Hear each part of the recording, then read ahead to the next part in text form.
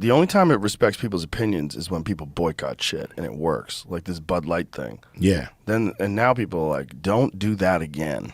Yeah. Like, be careful, because look what happened to Bud Light. Well, who controls Bud Light? That's the question. Why would they make a dumb decision like that? Are they trying to ruin Bud Light? And why would they want to ruin Bud Light? Are they trying to take down some of our most iconic American brands? And why would that help? I don't think they were trying to. I don't think they had any idea this was going to happen. It's this ESG thing that everybody has to dedicate a certain amount of their time to, woke stuff. Who mandates that? It's a good question. Where's the ESG money come from? Is that government? Like, where's that come from? And it's they have scores, and the ESG score of your corporation determines what you get. And the problem is also you get these people that are coming out of college, like this lady who made the decision for Bud Light. She's gone through the university system, she's in the corporate system, and she's a woman, and she thinks, we have to be more inclusive, and that's all the language everyone's using today. Yeah. And so they don't know any real people. They don't know regular people. They have no idea that if you take a brand, Bud Light, which is like known for, blue-collar drinking people, that they like to fucking watch football and drink Bud Light, and then all of a sudden you have this mentally ill person who's just an attention whore, and you make a big deal out of putting this person's 365 days of womanhood. You put that on a Bud Light can, and they freak the fuck out. Yeah. And then Kid Rock shoots a bunch of them, and then it's on. Once Kid Rock shoots your cans, you got real problems. Yeah. I'm pretty sure you do. Yeah, man. It's kind of like, I think you gotta still ask why. Like, what? You think there's like a conspiracy? Well, who's getting hurt? Who's getting hurt in this whole thing? Is it the Bud Light, Anheuser-Busch, brass? Will their bonuses be affected? Will their checks and salaries be affected? You got this lower level person fired, and a bunch of middle class guys are paying the price because you got distribution centers, the guys that deliver the beer nobody want, and now they're out of a job. Now you're really attacking the middle class by making a brand that's so big take a hit like that. It says here, the quickest destruction of a company in history. Bud Light sponsors Toronto Pride Parade. So, it's when was this? That was just the other day. Yeah. Oh, they're so silly. They're leaning into it. Like, but why meanwhile, would you... the gays are mad at them. The Pride people are mad at them because they didn't support Dylan Mulvaney, so they like kicked it out of gay bars. You don't win, either way at the end of the day. But, I think about the companies that own these companies, the people that own these companies, and why would they let a decision like that take the company down? I don't think they thought it was going to. I think this is a legitimate public outrage one where they just pushed too far and people went, fuck you. And it wasn't even like a real promotion. It was a thing they sent a can to this person, this Dylan Mulvaney person.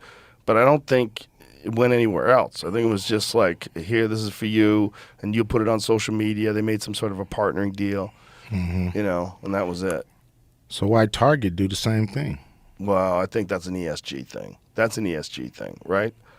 And Target lost billions of dollars too, because people are sick of this shit. They're sick of social things like that are controversial getting stuffed into your face, and where you have to accept it. Yeah. And people are like, I don't want to accept it. It's just like, I'm just coming here for fucking toilet paper. Yeah, I think people got to keep it in perspective as well too. I don't think people grab a beer to be to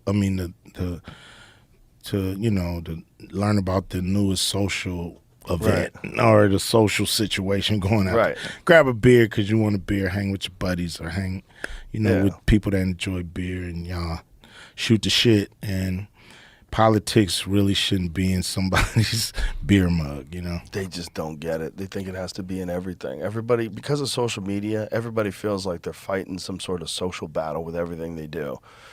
And, and this is one is another one. It's like forced compliance. You're forced to comply with this, and it's fucking up women's sports in a huge way, And some organizations are pushing back against that, and some people are pushing back against the organizations that are pushing back against it, which to me is insane. Like, if you care at all about biological women, you should be against that. What if like LeBron said he wanted to play in the WNBA? Like, I'm retiring from the NBA because I'm 49 and I'm gonna play in the WNBA. Well, they wouldn't be able to stop it if he just decided to say publicly, "I identify as a woman." What are they going to do? They can't do anything, and then that would be the end. That would be. Dave Chappelle has a bit about it. Yeah. LeBron scores 100 again tonight. Well, there was some fucking knucklehead that was getting an interview. They said, if Mike Tyson identified as a woman, should he be able to fight women? And they were like, well, the short answer is yes. Lord. It's so crazy. Yeah. It's so, and there's also different specifications. It's like what you have to do and how long you have to take hormones before you can identify as a woman and compete as a woman. Like, just fucking stop. I mean, who's going to check all that? Yeah. There's a reason why there's women's sports. And there's a reason why there's men's sports. And you're not talking about who you are, or what your truth is. Live your truth. I mean, Title IX just got, just turned, 30 or something like that. You know what I mean? So protecting women's sports. Yeah. Yeah, which is great because it forces schools and, they make a lot of money, teaching whatever they teach in them schools, and they should carve out some for women to be able to play for their school, That's great. And so I don't understand. Sometimes things don't make crazy man sense. And when they don't make crazy man sense, I just back out. I stop thinking about it. Yeah, it's probably a good move because you're not going to solve it. No. I mean, I think ultimately it gets solved where people just don't accept it anymore. And then hopefully it'll go. I mean, maybe they could just develop a transgender league where trans people play against trans people. That would be great. Why not? But you can't pretend you're a biological female just because you wish you were. You can't pretend when it comes to women's sports. You can't pretend when it comes to women's rights issues. It's that's not. You don't want men dominating that because that's what it is. It's men entering to women's spaces. Yeah. And whether they're ultimately they identify as a woman, that's great. But you're a biological male. Yeah. And you want to compete against them? You want to play rugby against women? Get the fuck out of here.